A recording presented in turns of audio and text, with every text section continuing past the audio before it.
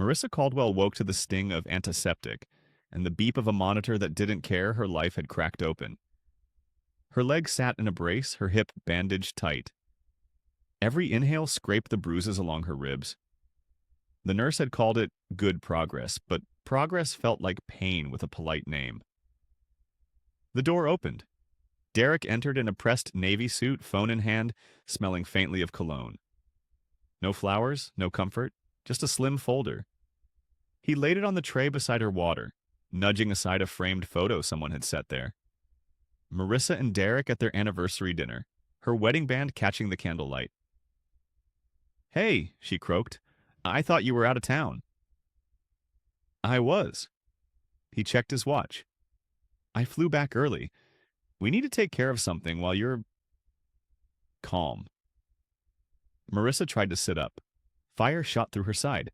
"We're not calm?" Derek opened the folder with the same steady hands he used in board meetings. Highlighted pages, sticky tabs, neat signatures, every inch of it prepared in advance. Her stomach dropped.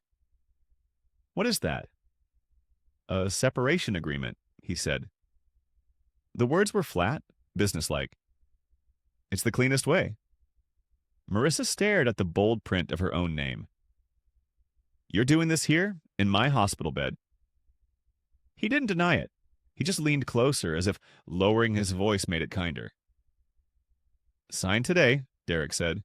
"You've got pain meds on board. You won't overreact. Let's handle this while you can be reasonable." There it was. The cruelest part wasn't leaving. It was the assumption she'd beg if she were fully awake. Her wedding ring sat in a plastic cup on the bedside table because the swelling wouldn't let it fit. Yeah, she fixed her eyes on that cup so she didn't have to look at him. "What about my father?" she asked, because a mind in shock will grab for groceries and prescriptions instead of grief. "His heart medication. Did you pick it up?" Derek's jaw tightened, like she'd interrupted his schedule.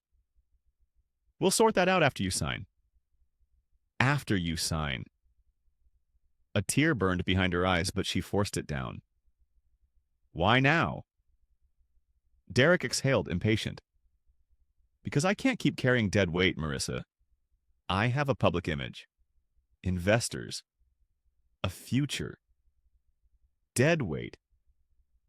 She reached for the papers, maybe to tear them, maybe to steady her shaking hands. Her fingers barely touched the top page when her phone lit up on the pillow beside her wrist. Unknown caller. Derek's eyes flicked to the screen so fast it looked like fear. The voicemail transcription popped up. "Don't sign. He's been hiding accounts under your social security number." Marissa Caldwell wasn't the kind of woman who took up space. At 44, she moved through life like a soft apology. Quiet shoes, hair always pinned back, hands smelling faintly of sanitizer because hospice work never really leaves your skin. She had spent 16 years as a nurse and the last 7 in end-of-life care, where you learn to speak gently, even when the truth is sharp. She was the nurse who stayed 5 minutes past her shift to warm a blanket in the dryer so a dying man wouldn't shiver. The one who kept a spare phone charger in her tote for families who forgot everything in the panic of a hospital room. The one who used her own grocery money to buy pudding cups for patients who couldn't swallow much else. He's then told herself it didn't count as spending because it helped someone. Even in her own marriage, Marissa gave first. She remembered packing Derek's lunches the way he liked. Turkey on rye, no mayo, apple slices kept separate so they wouldn't sog, before he became the man who brought divorce papers instead of flowers. A day ago, she'd been standing in her kitchen, reading a reminder taped to the fridge. Dad. Cardiology 2:30. The ink was smudged because she'd written it while her hands were wet. She'd kissed her wedding ring out of habit, slipped it on, and promised herself she'd call the billing office after her shift to negotiate one more payment plan. Then the crash happened. Sirens, glass, the sickening spin of the world. Now she lay in a hospital bed, bruised and stitched, her ring sitting useless in a plastic cup because her fingers were swollen. Derek's folder still rested on the tray table like a weapon he'd left behind. And the voicemail transcription, "Don't sign. He's been hiding accounts under your social security number," burned in her mind like a warning label. A nurse came in to check her vitals. "Pain okay?" Marissa nodded because it was easier than explaining the kind of pain that doesn't show on an x-ray. When the nurse turned to update the whiteboard, Marissa noticed something new written beneath emergency contact. Not Derek's number, a different name, a different phone line. Her throat tightened. "Who changed that?"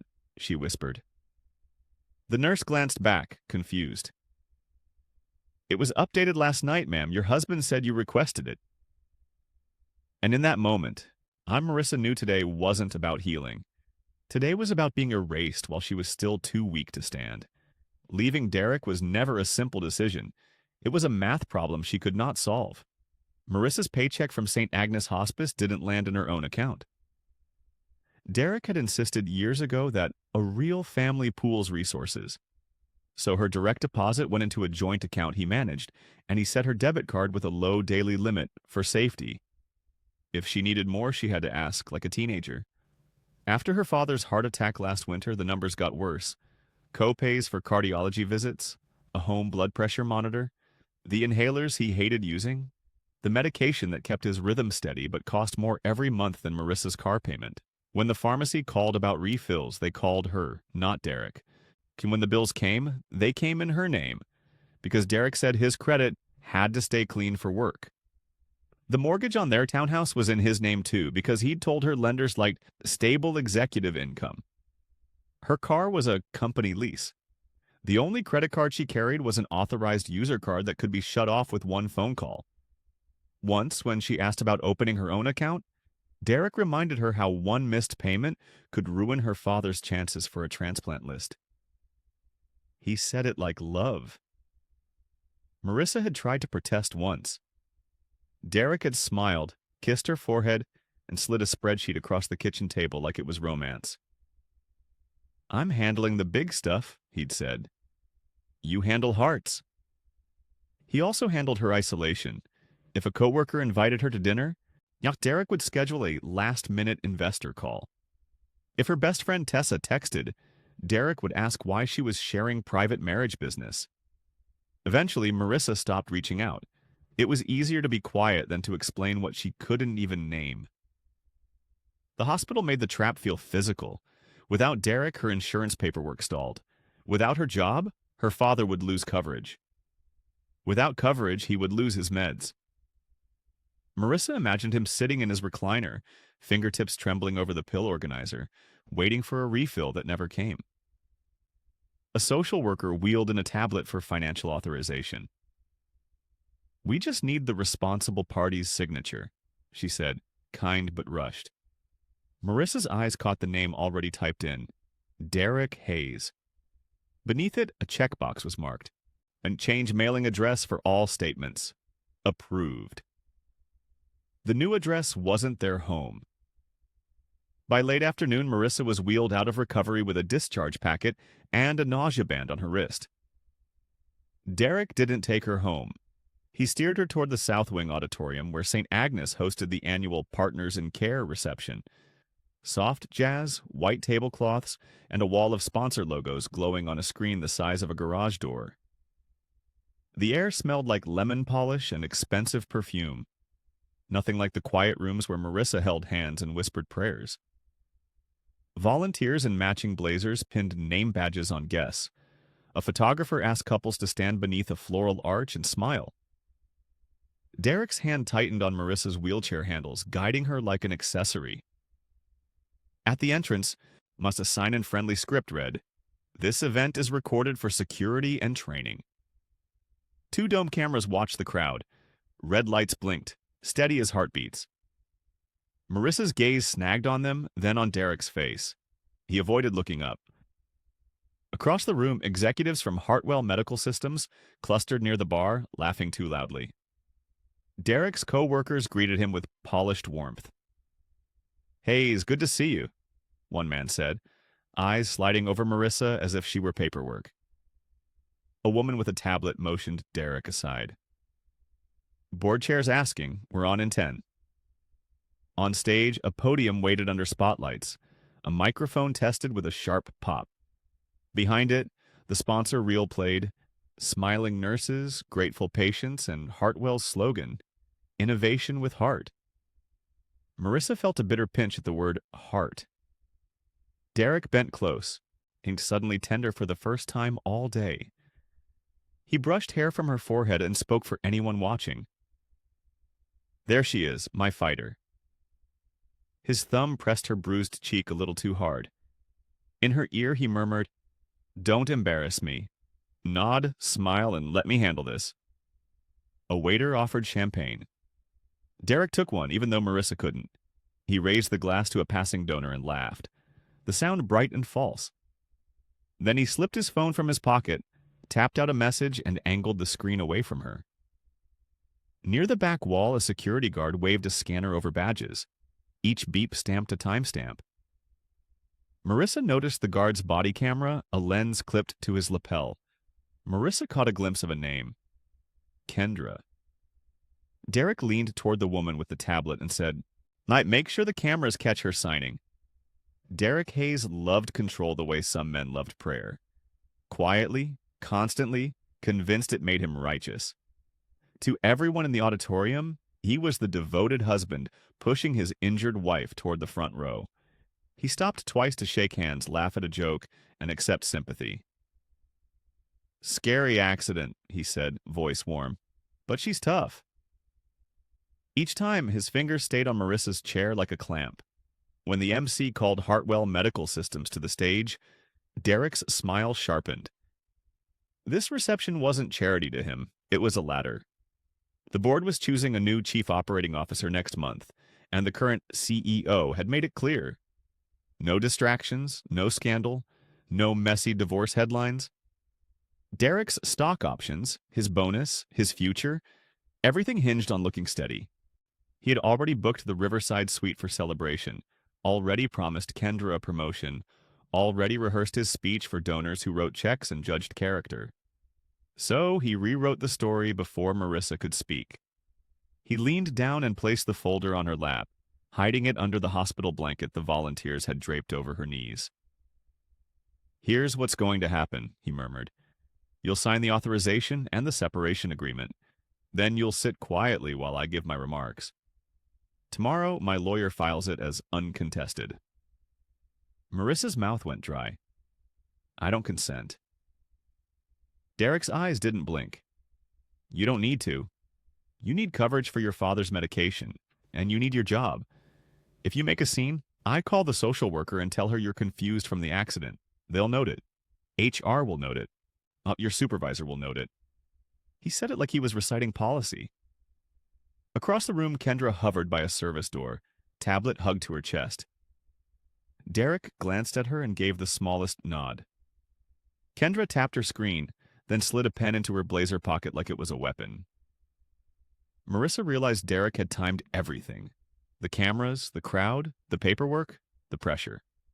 He wasn't asking for a signature, he was staging one. Derek lifted his champagne, then spoke into Marissa's ear with a calm that made her skin crawl. "When they call us up, you'll smile. If you don't, you'll lose your father's refills by tonight." Derek signaled the MC and said, "Bring the microphone down. My wife has something to sign in front of everyone." By late afternoon, Marissa was pushed from recovery with a discharge packet and a paper bracelet that read, "Fall risk." Derek didn't take her home. He steered her wheelchair toward the South Wing Auditorium, where St. Agnes hosted the Partners in Care reception. Soft piano jazz, white linen, and a sponsor wall that glowed like a billboard. The air smelled of lemon polish and expensive perfume, nothing like the quiet rooms where Marissa held hands and whispered prayers. Volunteers pinned name badges onto lapels. A photographer called, "Couples, right here," and strangers posed beneath a floral arch, smiling for donors. Derek parked Marissa in the front row as if she were a prop. Her discharge socks peeked out, gray and ridiculous, a reminder that she was still a patient, not a guest tonight. A sign by the door said, "For your safety, this event is recorded." On 2 dome cameras watched the crowd. Red lights blinked, steady as heartbeats. Marissa's eyes snagged on them, then on Derek's face. He wouldn't look up. Across the room, Hartwell Medical Systems executives clustered near the bar, laughing too loudly. The MC rehearsed at the podium. The microphone popped once, sharp enough to make Marissa flinch. Behind the stage, a giant screen looped photos of nurses, patients, and the slogan, "Innovation with Heart." Derek bent close, voice sweet for anyone watching. "There's my fighter," he said, brushing hair from her forehead. His thumb pressed her bruise a little too hard. In her ear, the warmth vanished. "Don't embarrass me. Nod, smile, and sign what I put in front of you." Marissa swallowed nausea. "I can't even stand." "You don't need to stand," Derek murmured. "You just need to cooperate." A woman in a fitted blazer hovered near the side exit, tablet in hand. Kendra. She pretended to scan the program, but her gaze kept landing on Marissa's blanket-covered knees, as if measuring how helpless she looked. Near the back wall, a security guard checked badges with a handheld scanner. Each beep stamped a timestamp. A body camera sat on his lapel, its tiny lens pointed toward the crowd. Marissa's phone buzzed again. Unknown caller. Derek's eyes cut to it. Too fast, too sharp. Then he leaned to Kendra and whispered, "When we go up, make sure the cameras catch the signature." Kendra clicked her tablet, and the big screen suddenly switched to a live feed of Marissa's chair. Derek Hayes had learned early that kindness was expensive. And in college, he was the scholarship kid who watched rich roommates glide through life, and he swore he'd never be powerless again. Now, as Hartwell's CFO, he wore power like a tailored suit, crisp, spotless, and built to intimidate. At home, that suit became a rulebook. Derek kept Marissa's paychecks organized in one account he controlled. He lost her debit card after she questioned a transfer. He scheduled her shifts, her father's appointments, even her grocery runs, because every errand required his approval code. When she protested, he smiled and said, "I'm protecting us." What he protected was his climb. Next month, the board would pick a new COO, and Derek was the frontrunner, until rumors started whispering about missing funds and sloppy reporting. An audit was coming, investors were watching, and a public divorce, with an injured wife and a sick father-in-law, would make Derek look reckless, unstable, guilty. So he built a cleaner story. Marissa was fragile, emotional, unreliable. Derek was patient, generous, forced to make a mature decision. If she signed tonight, he could file uncontested, move assets fast, and present a united tragedy survivor image to the donors. Then he could hand Kendra the promotion she'd been promised, keep her loyal, and keep her quiet. He crouched beside Marissa's chair as the MC called his name. His smile stayed bright for the crowd, but his voice was a knife for her alone. "You will do exactly what I say," he murmured. "Or your father's prescriptions get canceled. I already spoke to the pharmacy. I can make one call." Marissa's pulse thudded in her ears. She saw the cameras above the doors, even the body cam on the guard, the blinking red lights that didn't care who was right, only what was recorded. Derek straightened, lifted the folder, and waved Kendra closer with two fingers, like summoning staff. Kendra slid the pen onto the tray and angled the document so the signature line faced the audience. Derek took the microphone, his tone honeyed. "My wife is such a brave woman," he announced, "and she wants to sign a statement of gratitude to our sponsors." He lowered the pen into Marissa's trembling hand and whispered, "Sign or I bury you."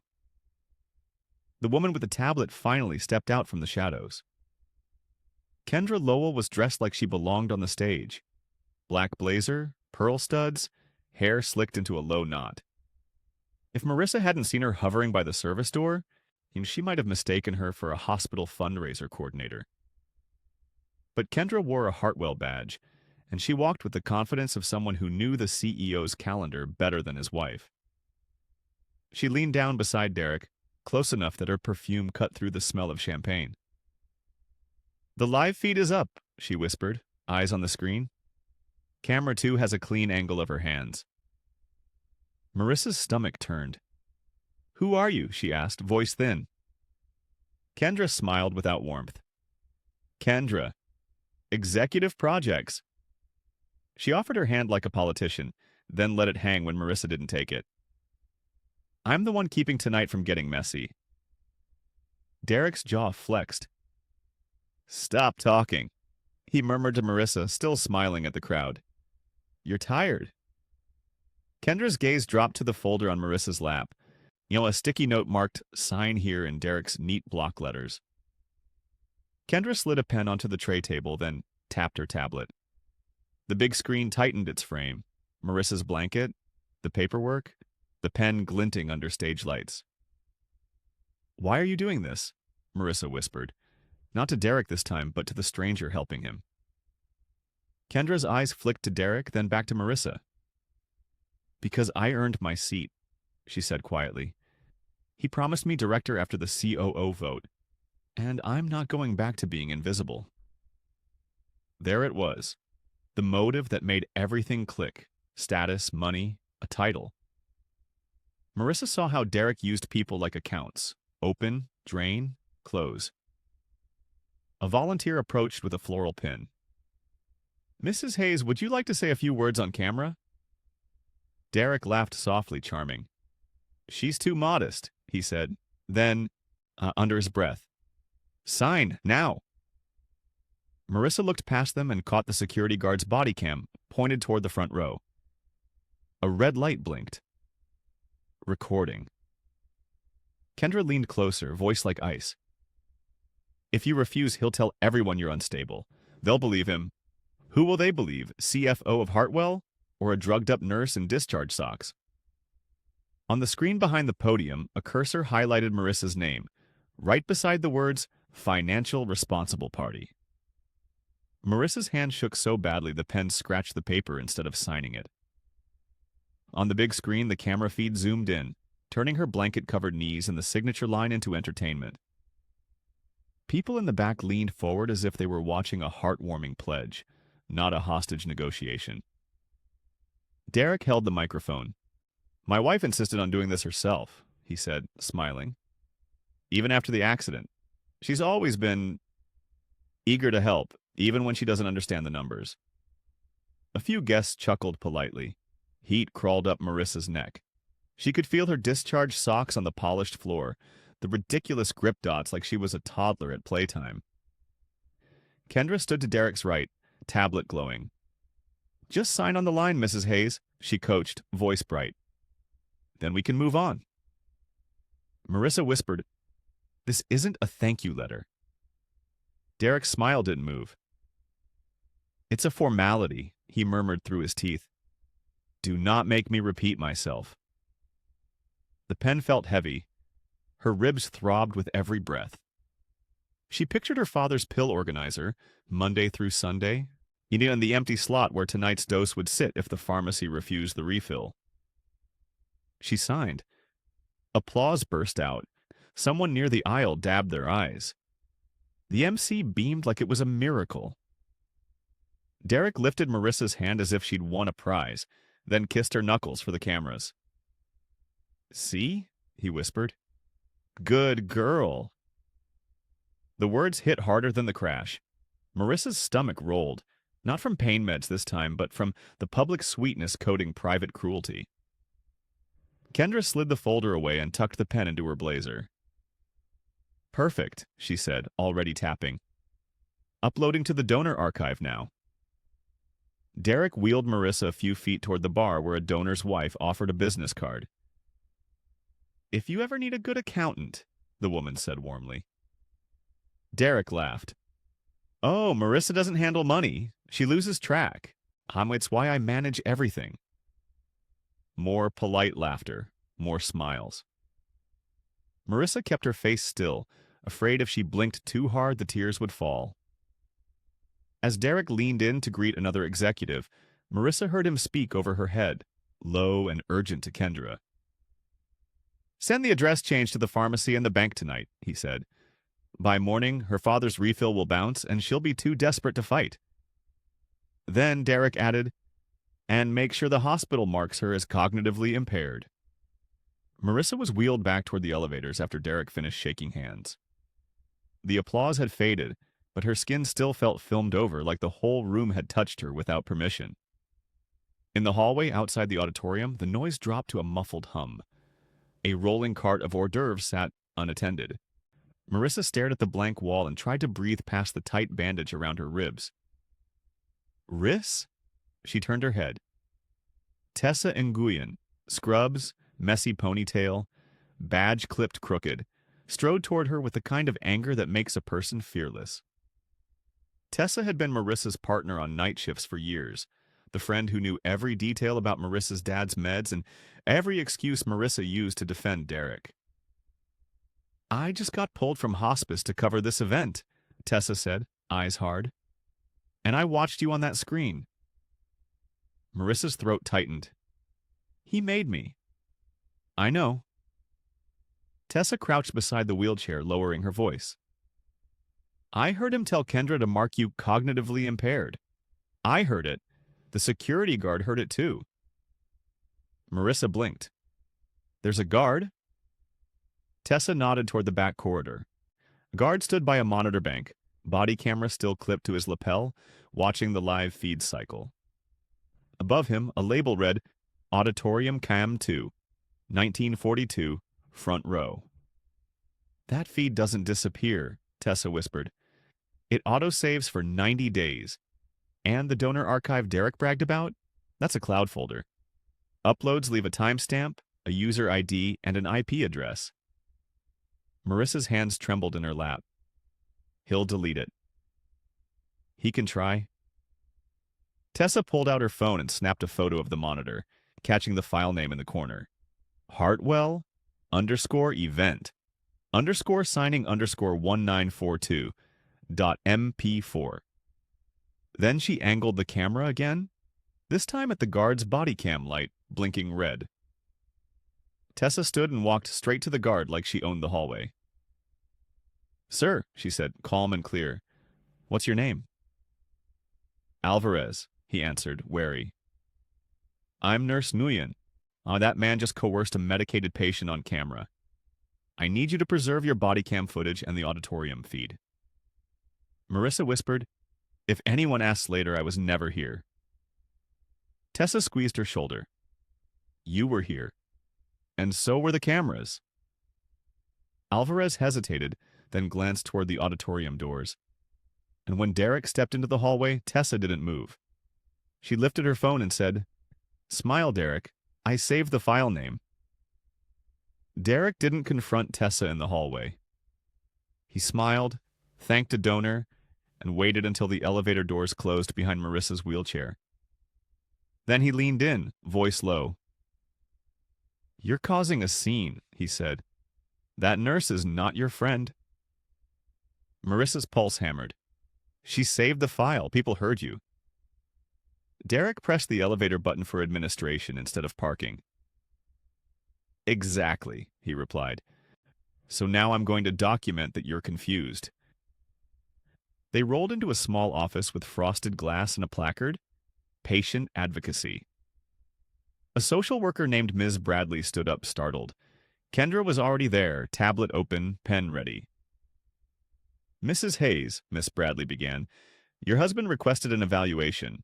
He's concerned about your capacity after the accident. I'm fine, Marissa said. He's coercing me. Derek sighed dramatically. She's been paranoid since surgery, he told Bradley, then turned to Marissa with a private glare. Tell her about the cameras, honey. Kendra tapped her screen. A form appeared on the desk monitor. Cognitive status note? Pending. One checkbox read, Patient reports delusional beliefs. Marissa's stomach dropped. If that note landed in her chart, her hospice supervisor would see it. And her license could be questioned. Her father's insurance could be flagged. Miss Bradley slid a clipboard toward Marissa. This is just consent for a short consult and a temporary transfer to rehab, she said gently. Standard for fall-risk patients. Rehab. Away from Tessa, away from the guard, away from the cameras. Derek bent close, his breath sweet with champagne. Sign, he whispered, or I call the pharmacy and cancel your father's refill in the next 10 minutes. I already changed the mailing address. You saw it. Marissa's hands went cold. You can't do that. I can do anything that looks responsible, Derek murmured, And everyone in there thinks I'm the hero. Outside the frosted glass, two security guards waited, arms folded, ready to assist her transfer. Miss Bradley looked between them, uneasy. Mrs. Hayes, if you refuse, we may have to note non-compliance and delay discharge. Delay meant more bills, more debt, less oxygen for her father's care. Marissa stared at the pen, then at the blinking red dot on Kendra's tablet. Recording. From the hallway, she heard the auditorium applause again, like the building itself siding with him, not her. Derek slid a second document on top of the clipboard, a notarized power of attorney with Marissa's name already typed in. Derek wheeled Marissa straight back into the auditorium as if nothing had happened, as if the small office upstairs hadn't just tried to label her delusional. The reception had shifted into its next act. Awards, thank yous, a polished montage of smiling nurses on the giant screen. At 8:01 p.m., the MC called, and now, our Hartwell leadership team will share a special announcement. Derek guided Marissa to the edge of the stage where the spotlight made her hospital bracelet glow. Her discharge blanket slipped, showing the gray socks with rubber dots. A few guests laughed softly, not cruelly, worse than cruelly, like she was harmless. Derek took the microphone and wrapped one arm around her shoulders, playing husband for the cameras. We believe in caring for families, he said, even when life gets complicated. Marissa felt Kendra's tablet pressed close to her knees. The power of attorney form sat on top, signature line waiting like a trap. Derek's voice turned tender, rehearsed. My wife has been through a traumatic accident, and the doctors have advised a temporary transfer to rehab and a temporary financial guardian while she recovers. He smiled at the crowd. Just until she's herself again. Marissa's stomach dropped. She tried to speak, but Derek squeezed her shoulder, hard. She's confused, Derek continued, and the word confused landed like a slap. It's normal after anesthesia. She's been saying strange things, accusing people. That's why we're handling matters responsibly. On the screen behind them, the live feed zoomed in on her hands and the signature line. Marissa saw faces she recognized, hospital administrators, donors, Hartwell executives, watching as if this were a heartwarming vow renewal.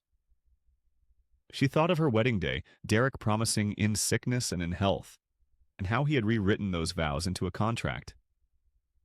Kendra's voice stayed bright. Just sign, Mrs. Hayes. This protects you. Derek leaned close enough that only Marissa could hear. If you fight me, he whispered, your father's refill disappears tonight. Her throat burned. She looked out at the crowd and caught Tessa near the aisle, jaw tight, phone raised.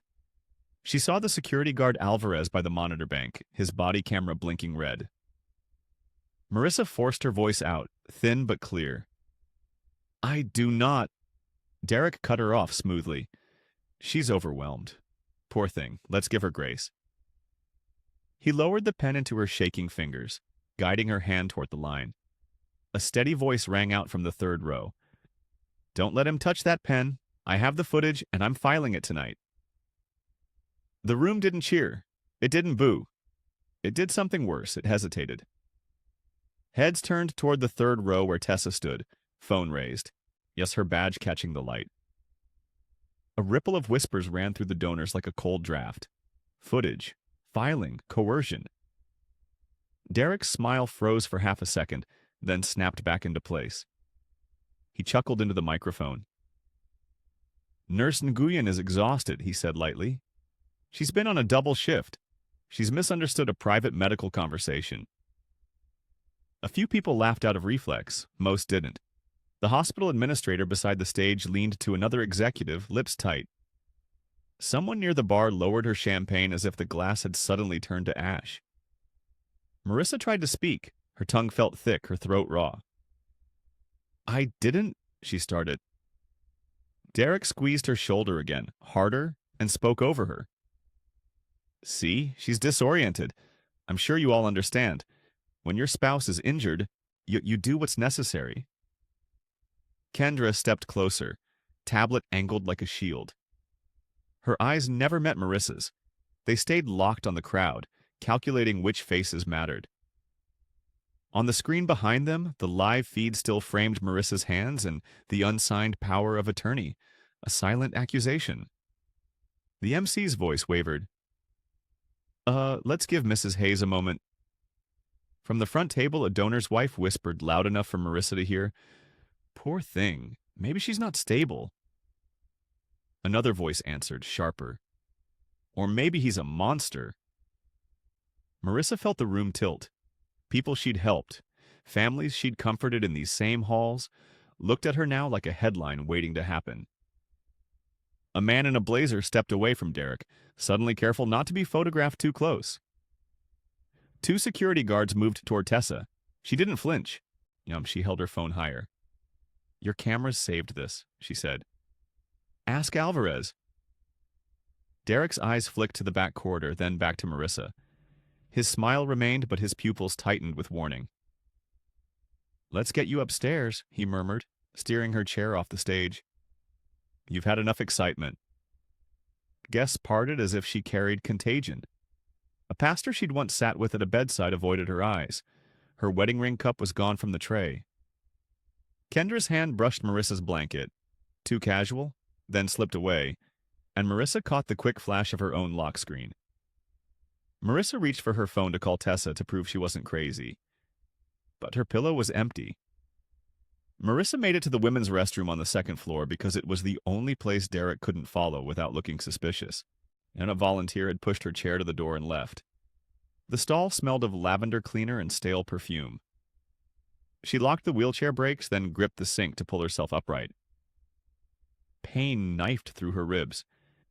She bit her lip until she tasted blood. In the mirror, she looked like a stranger. Pale, hair frizzed from a hospital cap, mascara smudged into bruised shadows. The plastic cup where her wedding ring should have been was gone. Her phone was gone. Even her name felt borrowed, like Mrs. Hayes belonged to a woman who still trusted him. She tried to pray, but the words wouldn't come. All she heard was Derek's voice. "Good girl," echoing against the auditorium's applause and the soft laughter that followed when he called her confused. Marissa slid down the wall and sat on the cold tile. She pressed her forehead to her knees and finally let the tears fall. They weren't pretty tears. They were hot, silent, humiliating. The kind you cry when you realize the person you built your life around has been writing your ending in secret. He wasn't just leaving her. He was erasing her license, her credibility, her father's care, her future. He was turning her into a cautionary story he could narrate to investors. Unstable wife, heroic husband. A toilet flushed, a pair of heels clicked past the door, and Marissa held her breath until they faded. Alone again, she wiped her face with the edge of her sleeve.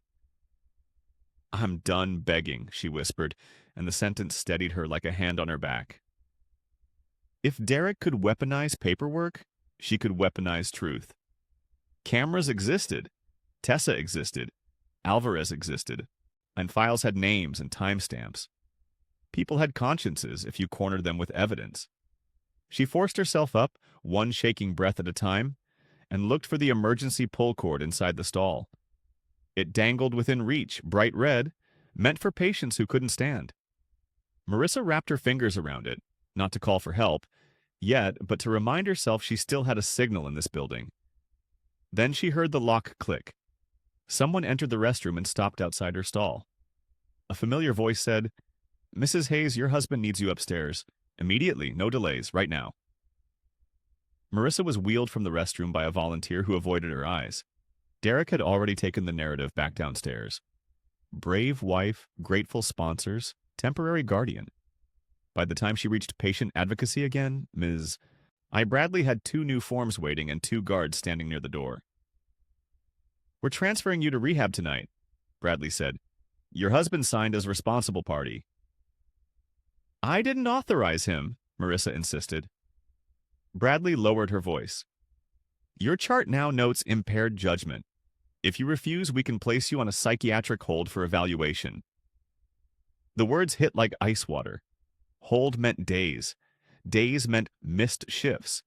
Missed shifts meant her father's pharmacy profile would flag no active coverage. Derek knew that.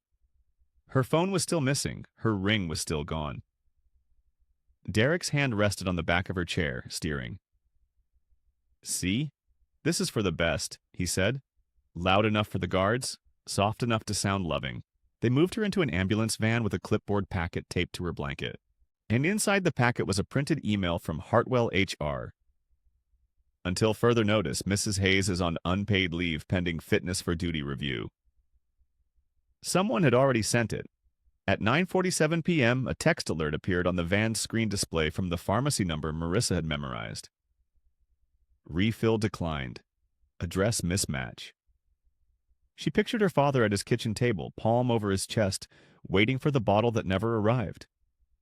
10 o'clock was his dose. 10 o'clock was tonight exactly.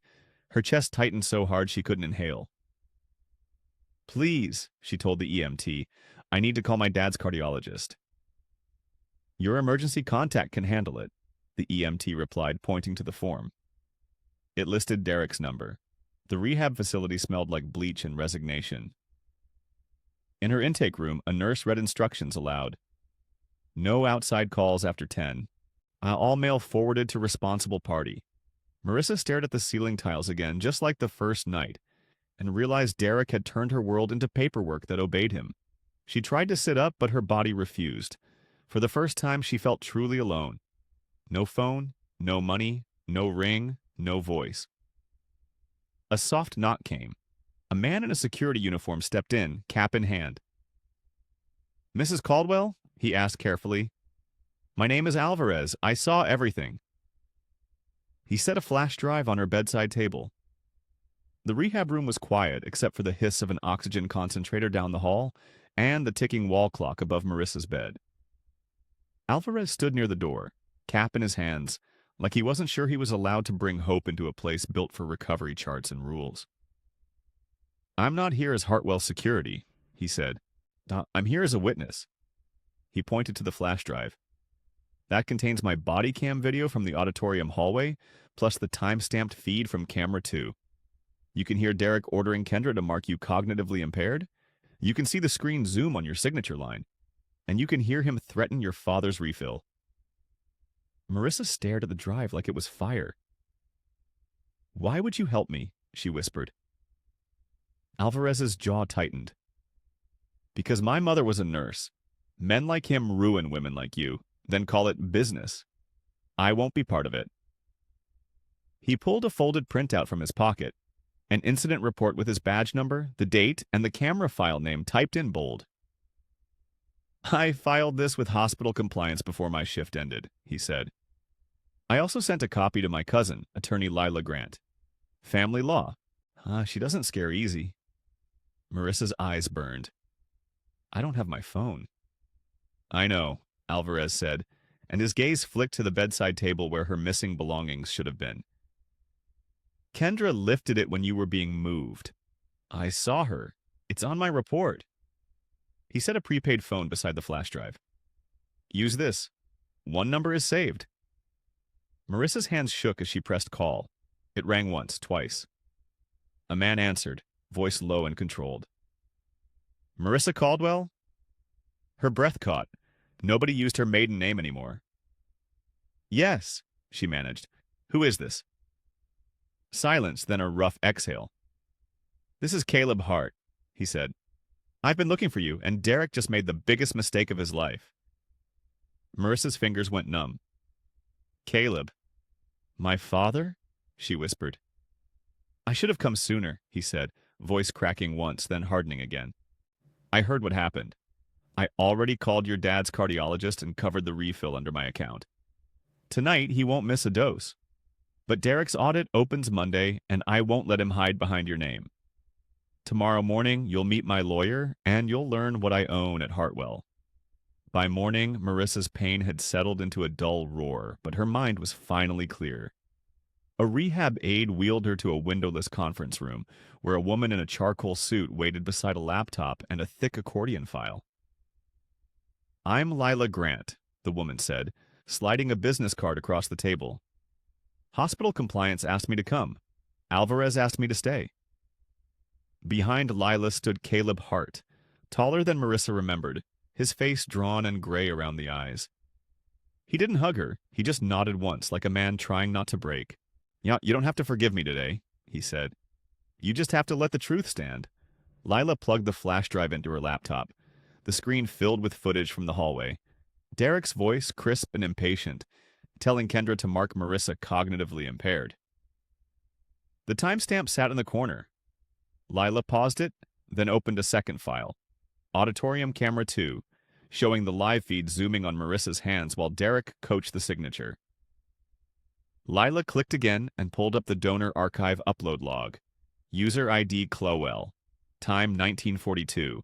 File name matching Tessa's photo. "That's coercion," Lila said, "and it's tampering with medical records." She opened an email chain stamped with Derek's corporate signature block, as directing HR to place Marissa on unpaid leave and flag for fitness review. Then she showed a pharmacy change request sent from Derek's phone minutes after the stage incident. Marissa's throat tightened. "He's going to say I agreed." "He can try," Lila replied.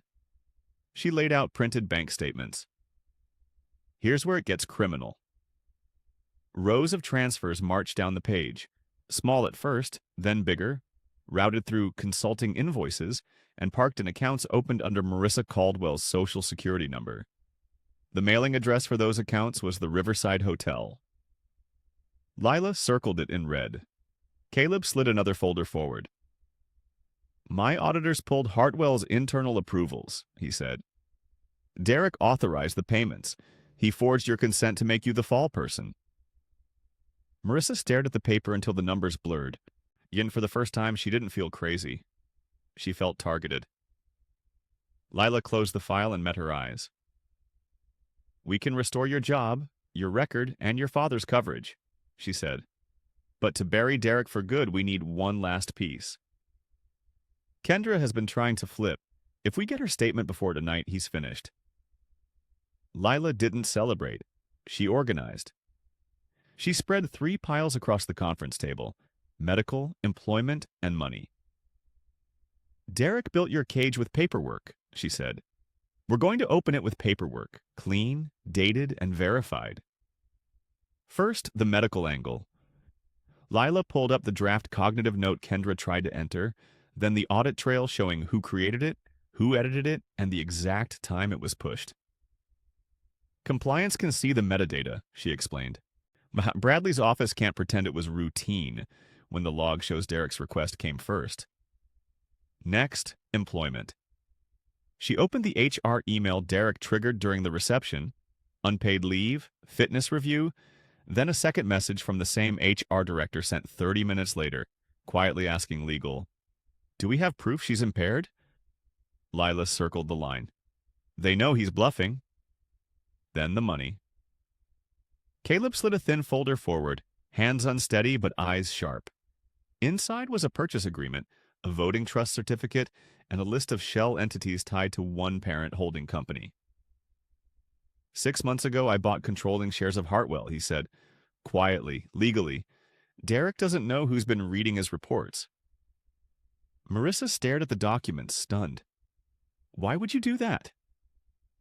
Caleb swallowed, then pulled out a sealed envelope, the paper soft with age. "Because your mother asked me to." Her mother's handwriting was unmistakable, steady, familiar, and painful. Lila read the key lines aloud. "Your father will keep his distance, but he will build a safety net. If you ever need him, the proof will already exist." Marissa's chest tightened. All these years she'd believed Caleb chose pride over her. The letter said her mother chose boundaries and Caleb chose obedience, watching from the sidelines, intervening only when Marissa was truly trapped. Lila folded the letter and looked her dead in the eyes. "You're not powerless, Marissa. Derek just counted on you believing you were." The door opened. Alvarez stepped in, nodding once. Behind him was Kendra, no blazer, no pearls, face pale. She held a printed affidavit with shaking hands. I'm not going to prison for him," Kendra said. I'll sign, and I'll tell the board everything.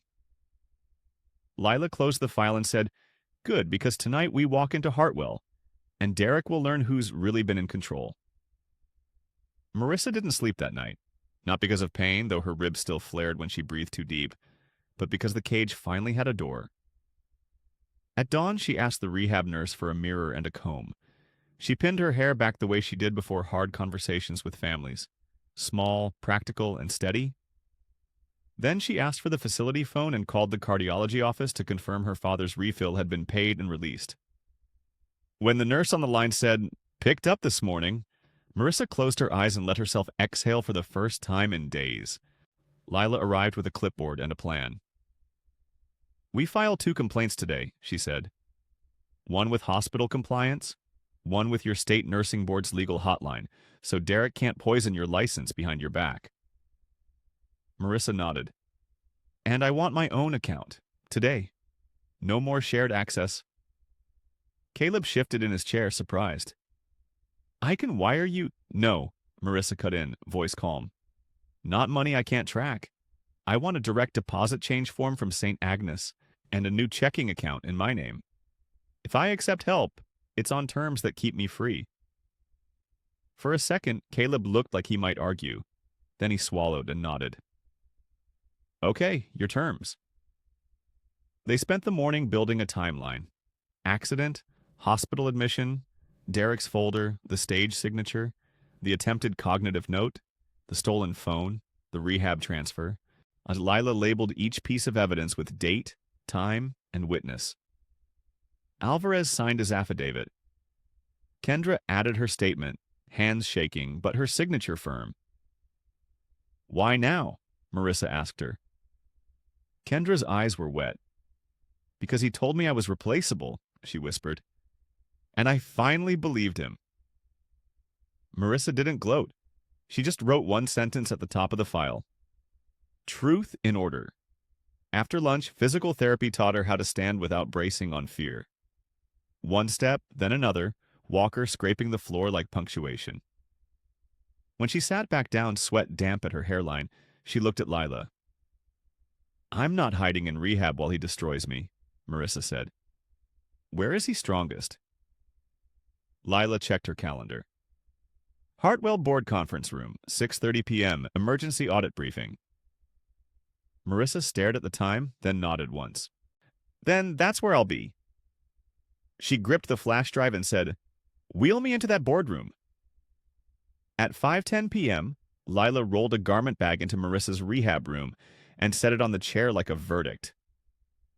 "Nothing flashy," she said. "Just you standing in your truth."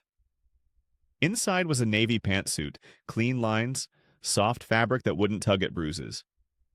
Marissa changed slowly, wincing, then slipped on low-block heels she could actually balance in.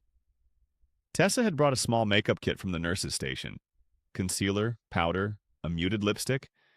It wasn't a makeover. It was armor. Caleb arrived with a plain manila folder and a bank card in Marissa's name. New account, new PIN, no shared access. "Your deposit change is filed," he said. "Saint. Mine Agnes confirmed in writing."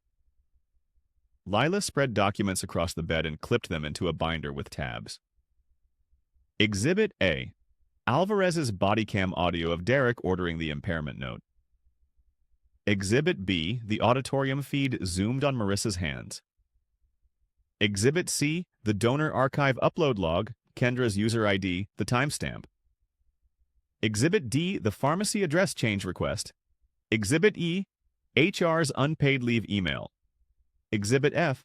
Bank transfers tied to Marissa's social security number, with the hotel address circled in red. Exhibit G. Kendra's sworn affidavit. "Kendra will be in the building," Lila said. "She's scared, but she's ready to confirm it under oath."